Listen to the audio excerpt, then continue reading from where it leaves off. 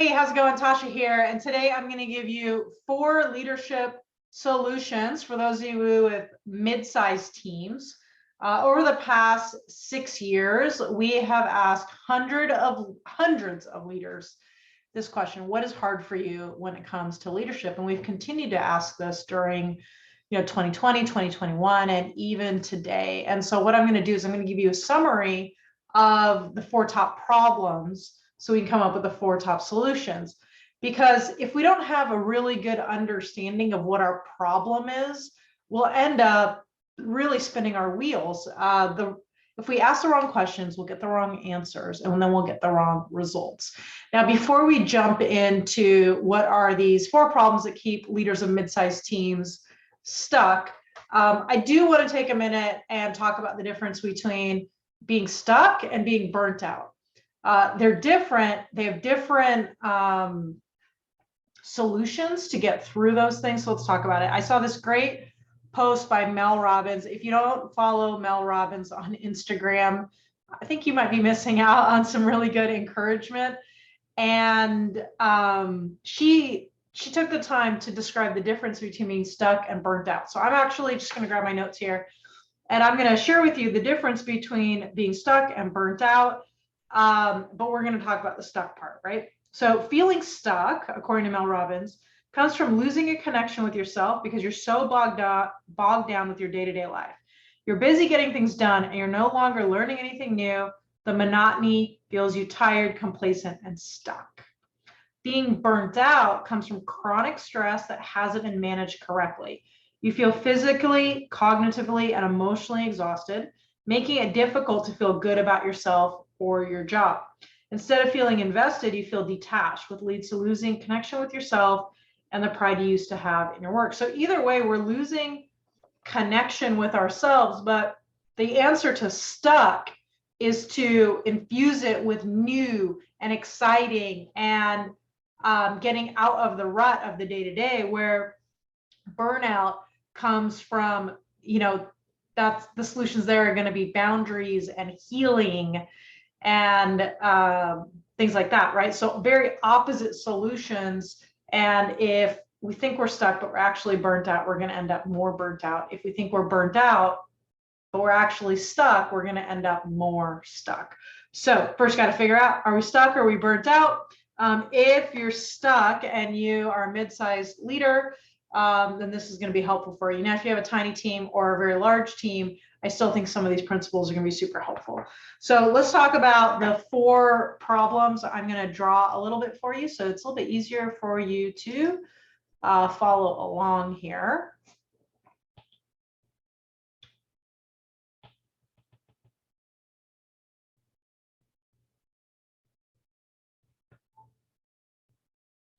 All right, here we go. So what are the 4 leadership problems? Number 1 is, let me make sure I'm using the right color pen here. Time. I wanted to use dark one. All right, so time and focus feels like whack-a-mole, right? All over the place, doing lots of stuff, but not really having a hard time actually getting the mole and feeling like stuff is happening. Number 2 is getting bogged down with one-on-one communication, right? Like really taking the time one at a time to communicate with every single person on the team. That it becomes very time consuming without a system and a process. Number 3, lead by, I'll just call this emotion and charisma, right? So really excited, you're kind of leading on the fly, getting people pumped up, that sort of thing. But that just that kind of gets tiring after a while. And the 4th is we just need more builders. And the builders, right, as far as more builders, specifically on levels 3 and 4, leaders of mid-sized teams, they're usually okay at recruiting, but maybe they've stopped recruiting because they're worried about a lot, like, am I going to be able to manage more people? or they're the only ones recruiting and then no one else on their team is recruiting. So it becomes hard to sustain. So what are some of the solutions? Now, one thing that's important to note before I jump into solutions is when we work with people, we look at 3 different stages. One stage is the grow. I'll put these up here. We have grow, which is tiny teams, like 0 to 5 or less team members, active team members. We have expand, mid-sized teams, and multiply.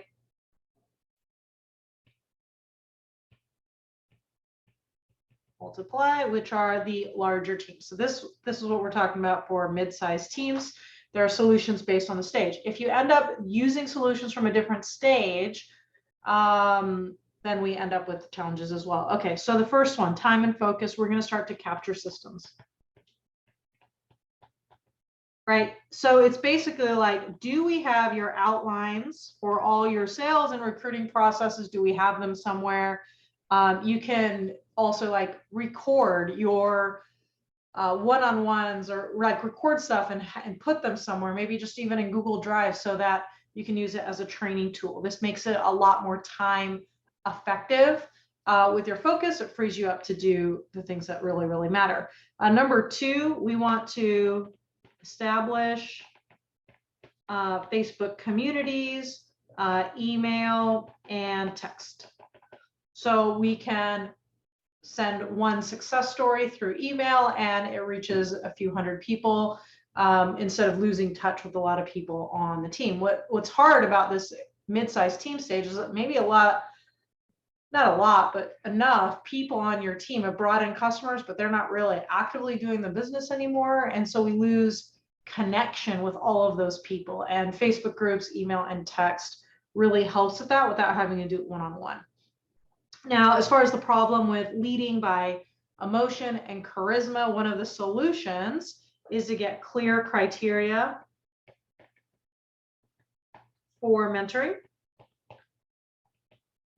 and a system that creates action, as opposed to putting you in a situation where you're doing like pseudo therapy with people. That's not the direction we want to go in. The 4th, as far as more builders, is what I will just call launching grandkids.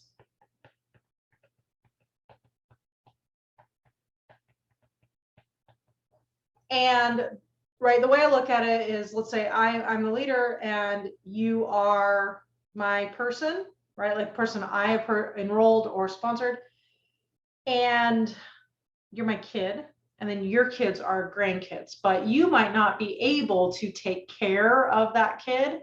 And so what I'm going to do is I'm going to be helpful in seeing if we can I'm going to work with my kids to invite people, like their customers or their network, to either have a conversation, or would traditionally call it a 3-way call, or we might invite them to an event to learn about free product or money. That's great for customers. Or maybe we'll just even send a video, like a little teaser video out.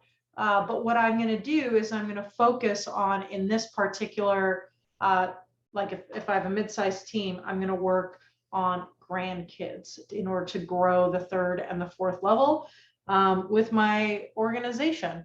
So those are the 4 problems. Here are some solutions. So the problems, time and focus, feels like whack-a-mole, bogged down with one-on-one communication. 3rd, leading only by emotion, charisma, gets exhausting. And 4th, we need more builders on levels 3 and 4. The solutions: capture systems, establish Facebook, email, and text. Number 3, have a clear criteria for mentoring. Make sure you have a mentoring system. And number 4, a plan to launch grandkids. So I hope that this was helpful for you. If you want to chat more about what it looks like to work together, whether you're in the grow stage, the expand stage, or the multiply stage, let me know. We'd be glad to give you the details on how that is all going to work out. And I hope you have an awesome day and a little bit more clarity into what you can do to have a great business. Have a great day. Bye.